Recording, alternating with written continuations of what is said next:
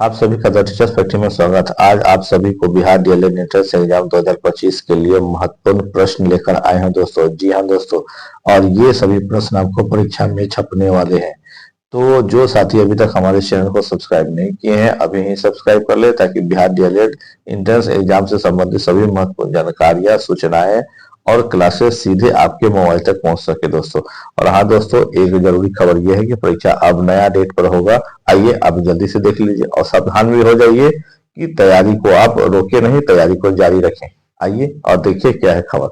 तो खबर आप जैसा कि आपको कई चैनलों के माध्यम से भी आपको जानकारी मिला होगा कि ये जो है बिहार डीएलएड एंट्रेंस एग्जाम के लिए जो सेकेंड डमी एडमिट कार्ड जो है 19/2/2025 से लेकर के 25/2/2025 तक आप डाउनलोड कर सकते हैं।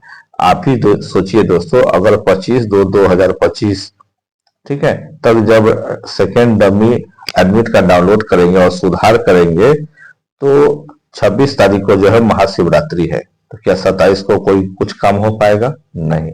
अब रह गया, आप यहां से देखिए कि जैसे ही 25 तारीख तक जब डमी डाउनलोड करके लोग उसको उसमें सुधार करेंगे तो सुधार करने के बाद अब बोर्ड को भी उस सुधार पर काम करने की जरूरत पड़ेगी, तो उसको भी कम से कम 1 सप्ताह का समय लगेगा। ठीक है, तो 1 सप्ताह जैसे ही काम करेगा तो संडे को तो काम होगा नहीं उसका। चलिए बाकी जो दिन है तो कम से कम सप्ताह भर तो लग ही जाएगा। अब आ गया, जैसे ही ये सप्ताह भर का समय लगेगा तब आप जानते हैं कि होली भी आपका जो है 14 तारीख और 15 तारीख को है। और हमारे बिहार में क्या होता है, जब होली की शुरुआत होने वाली होती है तो उससे पहले क्या होता है, लोग कई दिनों से काम लगभग नहीं करते हैं। और होली का टाइम कब है इसमें, तो आप देख सकते हैं। तो होली आपका जो है 14 और 15 को है। तो 14-15 को जब होली होगा दोस्तों, तो आप कैसे ये कर सकते हैं कि उससे पहले एग्जाम हो जाए? नहीं हो पाएगा। तो एग्जाम का संभवतः अगर डेट अगर कुछ हो तो 17 तारीख मुझे लगता है कि एकदम होना ही होना है। तो आपका जो नया एग्जाम डेट होना चाहिए वो 17 मार्च होना चाहिए दोस्तों। चलिए आइए आज के क्लास को ध्यान से देखिए और सभी प्रश्नों को अंत तक अवश्य देख लीजिए। अगर अभी तक हमारे चैनल को सब्सक्राइब नहीं किए तो सब्सक्राइब अवश्य कर लीजिए। पहला प्रश्न है जो कि हिंदी से रिलेटेड है। क्या दिया हुआ है, दिए गए शब्द का विलोम चुने। विलोम का मतलब होता है दोस्तों उल्टा। तो क्या है, सदाचार। सदाचार का उल्टा आपको चुनना है। ए में दिया है दुराचार, बी में है सुविचार, सी है विचार और डी है कुविचार। और इसका जो आंसर हो जाएगा ऑप्शन नंबर ए हो जाएगा, यानी दुराचार।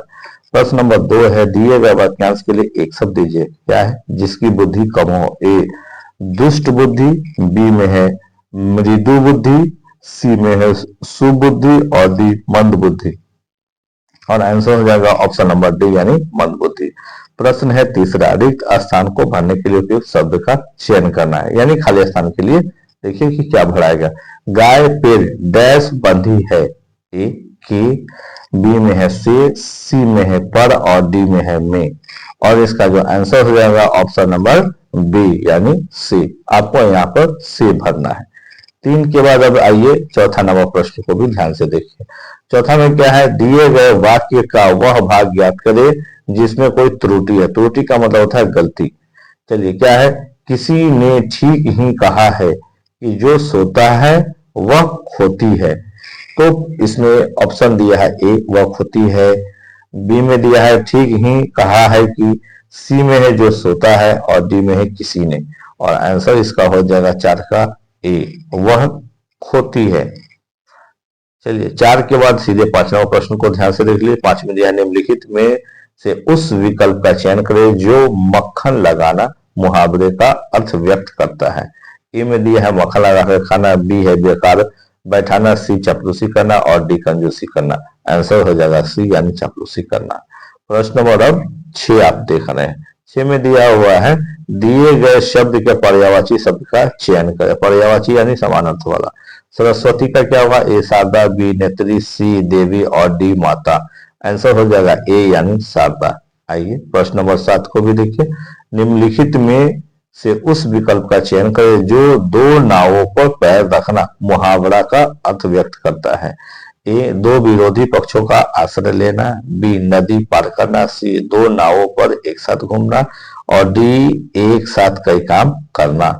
और आंसर होगा ऑप्शन नंबर ए, यानी दो विरोधी पक्षों का आश्रय लेना। 7 के बाद 8वां नंबर प्रश्न को हम आगे देखते हैं। 8 में क्या दिया हुआ है, ध्यान से देखिए सभी प्रश्नों को और अंत तक को अवश्य देखिए। चलिए, प्रश्न दिया हुआ है, अमनौर से आए हुए मेहमानों को पुरजोर स्वागत किया गया। इस वाक्य में अमनौर से आए हुए मेहमान क्या है? ए उपवाक्य, बी पदबंध, सी समासिक पद और डी पद। और इसका आंसर हो जाएगा साथियों ऑप्शन नंबर डी यानी पद। प्रश्न अब 9वां देख रहे हैं। क्या देख रहे हैं? स जोड़ ई जोड़ क जोड़ श जोड़ आ का मेल से बने शब्द का चयन करना है, यानी इन सभी को मिलाकर एक शब्द बनेगा। क्या हो जाएगा? तो इसमें ए में दिया शिक्षा, बी शिक्षा, यानी सब यहाँ सी में फिर शिक्षा है और डी में है शिष्य है। तो इसमें से क्या आंसर हो जाएगा? तो आंसर इन सभी को मिलाकर शिक्षा बनेगा, जो कि इसका स्पेलिंग ये होगा। आइए 10वां नंबर प्रश्न है, इसे भी ध्यान से देखिए। फिर यहाँ पर दिया है प्रति जोड़ छवि के मेल से बने शब्द का चयन कीजिए, यानी इन दोनों को मिलाकर कौन सा एक नया शब्द बनेगा। ए प्रति छवि, बी प्रति छवि, फिर है सी प्रति छवि और डी में है प्रति छवि। तो इसमें से कौन सा आंसर होगा? ऑप्शन नंबर बी हो जाएगा, प्रति छवि। ठीक है, आइए 10 के बाद 11वां नंबर प्रश्न को भी ध्यान से देख लीजिए। 11 में दिया है घने जंगल में क्रीकार करने की आवाज आई, यह बोली किसकी हो सकती है? क्रीकार।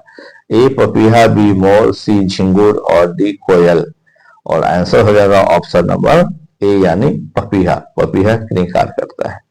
12 नंबर प्रश्न है, अनुस्वार क्या है? देखिए यहाँ पर छोटा सा बीच में आपको दिख रहा होगा, अनुस्वार क्या है? ए अनुनासिक, बी निर्नुनासिक, सी स्पर्श वर्ण और डी महाप्राण। ठीक है, और इसका जो आंसर हो जाएगा दोस्तों, अच्छा एक बार जो है आप अपना ये जो 11 नंबर प्रश्न है इसका ध्यान से इसको टिक कर लीजिए, मोड होगा इसमें आंसर। ठीक है, चलिए अब प्रश्न नंबर आप देख लीजिए 12। तो 12 में अनुस्वार वाला है, तो इसका जो आंसर हो जाएगा साथियों ऑप्शन नंबर ए हो जाएगा, यानी अनुनासिक। आइए आगे चले, ध्यान से देखते चलिए। 12 के बाद 13वां नंबर प्रश्न है, जो व्याकरण जानता है उसे कहते हैं, क्या कहते हैं? व्याकरण, बी आचार्य, सी व्याकरणीय और डी वैज्ञानिक। और इसका जो आंसर हो जाएगा आंसर ए हो जाएगा, यानी व्याकरण। प्रश्न है 14, जेठ शब्द का स्त्रीलिंग रूप क्या है? ए जेठिन, बी जेठराइन, सी जेठरानी और डी जेठानी। आंसर हो जाएगा डी यानी जेठानी। प्रश्न 15 देखिए, निजवाचक सर्वनाम का प्रयोग किस वाक्य में हुआ है? निम्नलिखित में चयन करें। ए यह मेरी निजी कलम है, बी आप भला तो जग भला, सी भगवान हमें अपना लो और डी अपनों से क्या छिपाना। और आंसर हो जाएगा 15 का बी, यानी आप भला तो जग भला। प्रश्न नंबर आप देख रहे हैं 16, आज मानवता हमसे दूर होती जा रही है। मानवता क्या है? ए विशेषण, बी अव्यय, सी सर्वनाम और डी तद्वितांत शब्द। और आंसर हो जाएगा 16 का डी यानी तद्वितांत शब्द। 17 नंबर है, अमृत धारा समास का विग्रह क्या होगा? ए अमृत रूपी धारा, बी अमृतमय धारा, सी अमृत की धारा और डी अमृत के लिए धारा। और 17 का आंसर है सी यानी अमृत की धारा। 18 दिया हुआ है, शिल्पगत आधार पर दोहे से उल्टा छंद है। ए सोठा, बी चौथाई, सी रोला और डी बढ़वे। और आंसर होगा ए यानी सोठा। 18 के बाद अब आप 19 नंबर प्रश्न को ध्यान से देखिए। 19 में क्या दिया है? चारों चरणों में समान मात्राओं वाले छंद को क्या कहते हैं? ए मात्रिक विषम छंद, बी मात्रिक सम छंद, सी मात्रिक अर्ध सम छंद और डी उपरोक्त सभी। और 19 का आंसर है साथियों ऑप्शन नंबर बी, यानी मात्रिक सम छंद। आइए 20 नंबर प्रश्न को भी देखिए। 20 में क्या दिया है? पहले ध्यान से प्रश्न को देखिए। लिखता है, मेखलाकर पर्वत अपार अपने सशस्त्र दीर्घ सुमन फार, अब लोक रहा था बार बार नीचे जल में निज महाकार। उपयुक्त पंक्ति में कौन सा अलंकार है? ए यमक, बी उत्प्रेक्षा, सी रूपक और डी उपमा। और इसका आंसर है सी यानी रूपक। प्रश्न अब 21 देखना है, मुख बाल रवि शम लाल होकर ज्वाल सा बोधित हुआ, उपयुक्त पंक्ति में कौन सा अलंकार है? तो इसके लिए चार ऑप्शन आपको मिल जाता है। ए रूपक, बी उपमेयोपमा, सी उत्प्रेक्षा और डी उपमा। और इसका जो आंसर है इसका ऑप्शन नंबर डी यानी उपमा। आइए 21 के बाद अब 22 नंबर प्रश्न को देखिए। श्री गुरु चरण सरोज रज निजमन मुकुल सुधार, वर्णव रघुवर विमल जसु जो दायक फल चारी, उपयुक्त पंक्ति में कौन सा छंद है? ए चौपाई, बी दोहा, सी सवैया और डी कवित्त। और इसमें आंसर होगा बी यानी दोहा। आइए 23 नंबर प्रश्न को देखिए। 23 नंबर में है, पर सहसा यह रूप देख होता है विस्मय, आर्य लोग क्या एक समय थे ऐसे निर्भय, क्या हम सब जो आज बने हैं निर्बल कामी, उपयुक्त पंक्ति में छंद कौन सा है आपको ये बताना है। ए में दिया है घनाक्षरी, बी रोला, सी दोहा और डी छप्पे। और 23 का जो आंसर होगा ऑप्शन नंबर बी हो जाएगा दोस्तों, यानी रोला। प्रश्न 24 को देखिए। गागर में सागर भरने का कार्य किस कवि ने किया है? ए रसखान, बी बिहारी, सी घनानंद और डी सूरदास। और आंसर होगा इसका ऑप्शन नंबर बी यानी बिहारी। आइए प्रश्न 24 के बाद अगला प्रश्न देखते हैं। यहां तक हिंदी के प्रश्न था, अब यहां से आपको साइंस के प्रश्न आपको दिखेंगे दोस्तों। तो 71वां नंबर प्रश्न है, यहां से ध्यान से देखते चले। सभी प्रश्न काफी महत्वपूर्ण है आपके परीक्षा के लिए। 71 में दिया हुआ है एक अश्व शक्ति समान है।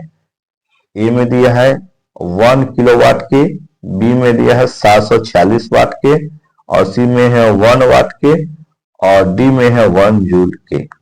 और इसका जो सही आंसर है यानी 71 का इसका आंसर हो जाएगा बी यानी 746 वाट के। अब 72 नंबर प्रश्न है, पेट्रोलियम गैस होती है A ethane, B propane, C butane और डी सभी मिश्रण। और इसका आंसर है डी यानी सभी का मिश्रण। प्रश्न अब है 73 नंबर, एक तत्व के समस्थानिक में क्या होता है? और इसके लिए चार ऑप्शन है। न्यूट्रॉन की संख्या समान होती है, बी इलेक्ट्रॉनों की संख्या भिन्न होती है, सी प्रोटॉनों की संख्या भिन्न होती है, और डी प्रोटॉनों की संख्या समान होती है किंतु न्यूट्रॉनों की संख्या भिन्न होती है। और इसका आंसर हो जाएगा ऑप्शन नंबर डी यानी प्रोटॉनों की संख्या समान होती है किंतु न्यूट्रॉनों की संख्या भिन्न होती है। 74 नंबर प्रश्न में दिया हुआ है, ध्यान से देख लीजिए। संतुलित आहार निर्भर करता है व्यक्ति विशेष की किस चीज पर? ए आयु पर, बी स्वास्थ्य पर, सी व्यवसाय पर और डी सभी पर। और 74 का आंसर हो जाएगा दोस्तों ऑप्शन नंबर डी यानी सभी पर। ठीक है। प्रश्न नंबर 75 देखिए, हरित क्रांति के दौरान किस खाद्यान्न का उत्पादन बढ़ा? और इसके लिए आपको चार ऑप्शन सामने मिल जाता है। ए में दिया हुआ गेहूं, बी धान, सी मकई और डी तिलहन। आंसर हो जाएगा ऑप्शन नंबर ए यानी गेहूं। प्रश्न है 76 को भी ध्यान से देख लीजिए। भारत में गौवंश की नस्लें हैं कितनी? ए 32, बी 7 और सी 25 और डी में क्या दिया हुआ है 5। और इसका जो आंसर हो जाएगा ऑप्शन नंबर सी यानी 25, यानी गाय की जो वंशज है उसकी जो नस्लें है 25 है हमारे भारत में।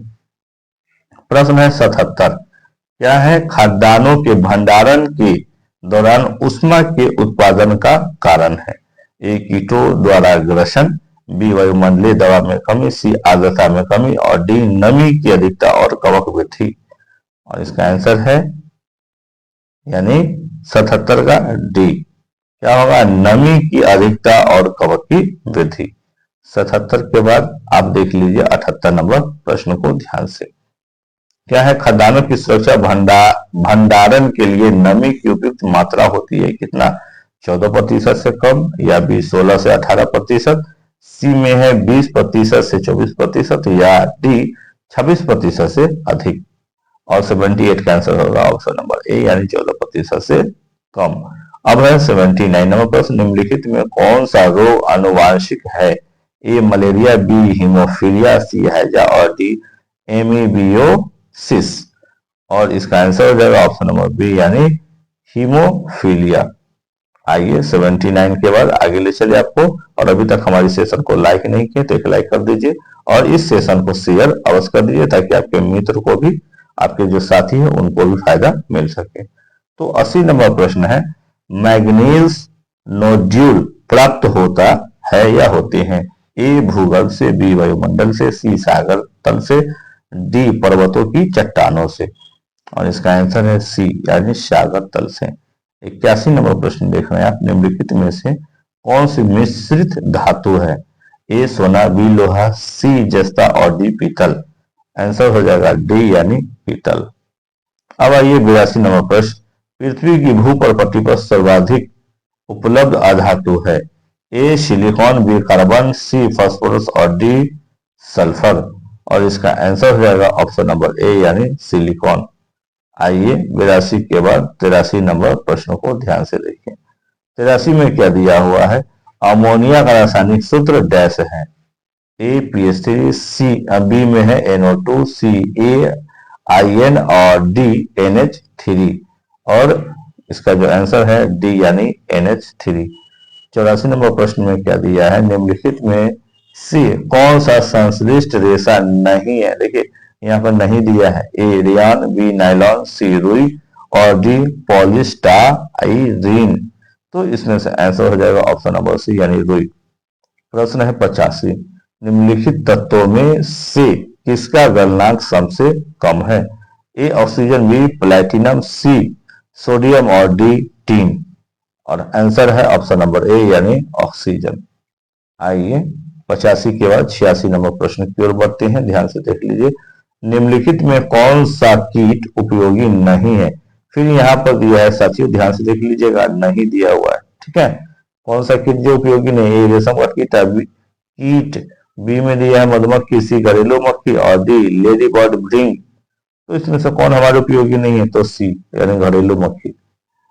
87 नंबर है, विश्राम के समय मानव हृदय 1 मिनट में कितनी बार धड़कता है जब आप विश्राम की अवस्था में रहते हैं? ए 80, बी 72, सी 180 और डी 200। और इसका आंसर होगा दोस्तों 87 का यानी बी यानी 72। प्रश्न है 88, विद्युत प्रतिरोधकता का एसआई मात्रक क्या होता है? ए ओम, बी ओम प्रति मीटर, सी वोल्ट प्रति मीटर और डी ओम मीटर। और आंसर होगा डी यानी ओम मीटर। आइए 89 नंबर प्रश्न को भी देखें। प्लास्टर ऑफ पेरिस का रासायनिक सूत्र क्या है? इसके लिए आपको 4 ऑप्शन सामने मिल जाते हैं, 4 ऑप्शनों को ध्यान से देख लीजिए। सही आंसर आपका हो जाएगा ऑप्शन नंबर बी यानी CaSO4 इंटू 1/2H2O। प्रश्न नंबर अब 90 आप देख रहे हैं। एक बालक अपने घर से पूर्व दिशा में 100 मीटर की दूरी 50 सेकेंड में तय कर अपनी दिशा बदल लेता है और पुनः 100 मीटर की दूरी 50 सेकेंड में तय कर वापस घर लौट जाता है, तो उस बालक का औसत वेग क्या होगा? और ये जो प्रश्न है न्यूमेरिकल का, इसे जब आप सॉल्व करेंगे दोस्तों, बनाएंगे आप, तब आपको इसका आंसर आ जाएगा ऑप्शन नंबर बी यानी 0 मीटर प्रति सेकेंड। और अभी तक आपने हमारे इस चैनल को सब्सक्राइब नहीं किए हैं तो सब्सक्राइब कर ले, ताकि इस तरह का महत्वपूर्ण सेशन और महत्वपूर्ण सूचनाएं सीधे आपके मोबाइल तक पहुंच सकेगा दोस्तों। आइए अब यहाँ से सोशल साइंस के जो प्रश्न है वो आपको मिलते हैं, तो ध्यान से अंत तक बने रहिए। प्रश्न है 91, हड़प्पा स्थित है कहाँ पर है? ए सिंधु नदी पर, बी रावी नदी पर, सी झेलम नदी पर या डी सरस्वती नदी पर। और इसका जो आंसर हो जाएगा दोस्तों 91 का बी यानी रावी नदी पर। प्रश्न 92 देख रहे हैं आप, निम्नलिखित में से किस धातु का प्रयोग प्रथम बार हुआ? ए लोहा, बी सोना, सी तांबा और डी चांदी। और आंसर होगा ऑप्शन नंबर सी यानी तांबा। प्रश्न 93, काली मिट्टी भारत में किस प्रदेश में मिलती है? ए महाराष्ट्र, बी मध्य प्रदेश, सी गुजरात और डी ऊपर लिखित सभी प्रदेशों में। और आंसर हो जाएगा डी यानी ऊपर में जितना भी प्रदेश का नाम लिखा है सब जगह जो है काली मिट्टी पाया जाता है, यानी महाराष्ट्र, मध्य प्रदेश और गुजरात में काली मिट्टी। प्रश्न नंबर है 94, वनों से हमें कैसे सहायता मिलती है? यानी वन जो है, जंगल है, उससे भी हमको क्या सहायता मिलती है? ए मिट्टी का घटाव रोकने में, बी बाढ़ रोकने में, सी वर्षा वृद्धि में या डी ऊपर लिखे सभी प्रकारों से। और 94 का आंसर हो जाएगा डी यानी ऊपर लिखा हुआ सभी प्रकारों से। प्रश्न है 95, भारत के किस राज्य में सर्वाधिक खनिज लोहा पाया जाता है? ए झारखंड, बी ओडिशा, सी असम और डी मध्य प्रदेश। और इसका आंसर हो जाएगा ए यानी झारखंड। प्रश्न अब देख रहे हैं 96, क्या है? अष्टाध्यायी किसने लिखी? ए पाणिनि, बी पतंजलि, सी भट्टोजी दीक्षित और डी इनमें से कोई नहीं। और 96 का आंसर हो जाएगा ए यानी पाणिनि। 96 के बाद आप 97 नंबर प्रश्न को ध्यान से देख लीजिए, क्या दिया है? पहला परमाणु बम गिराया गया था कहा? ए नागासाकी पर, बी टोकिया पर, सी याकोहामा पर या डी हिरोशिमा पर। और इसका आंसर हो जाएगा 97 का ऑप्शन नंबर डी यानी हिरोशिमा पर। ठीक है। प्रश्न नंबर 98 देखा, भारत छोड़ो आंदोलन का संगठन किस वर्ष में किया गया था? ए 1922, बी 1935, सी 1942 और डी 1947। और आंसर है ऑप्शन नंबर सी यानी 1942। प्रश्न 99 देख रहे हैं, पूर्व सॉकर खिलाड़ी यानी रोनाल्डो किस देश के नागरिक हैं? A Germany, B Holland, C Argentina और डी ब्राजील। और इसका आंसर हो जाएगा ऑप्शन नंबर डी यानी ब्राजील। आइए प्रश्न 100वां है, इसे ध्यान से देखिए। जसपाल राणा का संबंध है, किस चीज से संबंध है देख लीजिए। और इसमें बहुत सारे ऑप्शन दिए गए हैं, ए शूटिंग से, बी भारोत्तोलन से, सी खेलकूद से और डी तीरंदाजी से। और 100 का जो आंसर हो जाएगा दोस्तों ऑप्शन नंबर ए यानी शूटिंग से। प्रश्न देख रहे हैं आप 101, मेगास्थनीज भारत आया था? ए अशोक के राजकाल में, बी बिंदुसार के राजकाल में, सी चंद्रगुप्त मौर्य के राजकाल में और डी कनिष्क के राज्यकाल में। इसमें से किनके शासनकाल में आया था? तो ऑप्शन नंबर सी हो जाएगा, चंद्रगुप्त मौर्य के राज्यकाल में। प्रश्न है 102, क्या दिया हुआ है 102 में? ध्यान से देखिए। अजंता की गुफाएं स्थित हैं महाराष्ट्र में, बी मध्य प्रदेश में, सी गुजरात में और डी उड़ीसा में। और इसका आंसर है ऑप्शन नंबर ए यानी महाराष्ट्र। प्रश्न 102 के बाद अब अगला प्रश्न को भी ध्यान से देख लीजिए, जो है 103वां नंबर प्रश्न है। और अभी तक आपने हमारे सेशन को लाइक नहीं किया तो एक लाइक अवश्य कर दीजिए, इससे हमें हौसला बढ़ता है दोस्तों। 103 में है, बुद्ध ने अपना प्रथम उपदेश किस स्थान पर दिया था? ए बोध गया, बी सारनाथ, सी श्रावस्ती और डी कुशीनगर। और इसका आंसर है ऑप्शन नंबर बी यानी सारनाथ। प्रश्न 104 देख रहे हैं, दक्षिण भारत की सर्वाधिक प्राचीन एवं समृद्ध भाषा है? ए तमिल, बी तेलुगु, सी कन्नड़ और डी मलयालम। आंसर हो जाएगा ए यानी तमिल। प्रश्न 105, कोयले का सर्वाधिक उत्पादन होता है कहाँ होता है? ए पश्चिम बंगाल में, बी मध्य प्रदेश में, सी उड़ीसा में और डी झारखंड में। और आंसर हो जाएगा ऑप्शन नंबर डी यानी झारखंड में। प्रश्न 106 देखिए, निम्नलिखित में से कौन सा खनिज मोनाजाइट रेत में निहित है?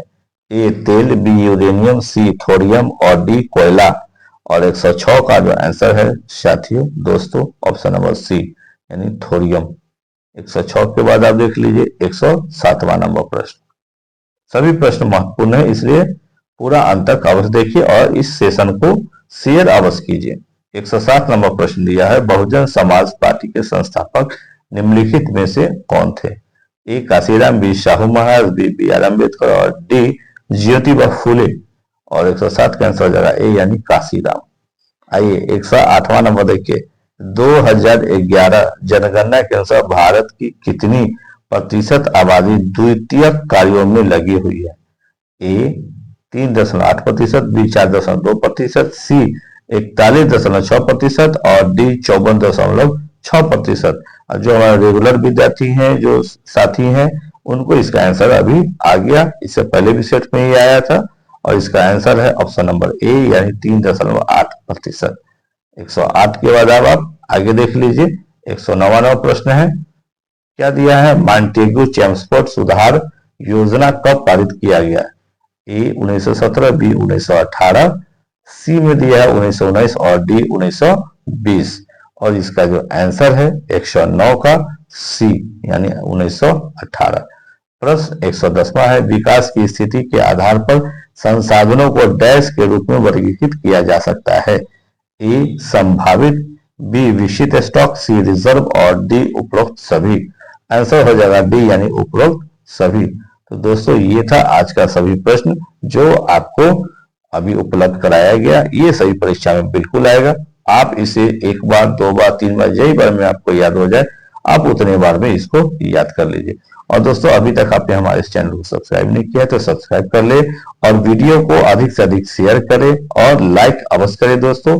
और इसे अपने मित्रों, अपने साथियों को भी शेयर अवश्य कीजिए। और कल का जो ये आप देख रहे हैं, ये जो क्लास आया था, अगर आप किसी कारणों से नहीं देख पाए हैं तो एक बार जाकर के अवश्य देख लीजिए। मिलते हैं अगले सेशन में, तब तक के लिए धन्यवाद। Thank you. अपना ख्याल रखें।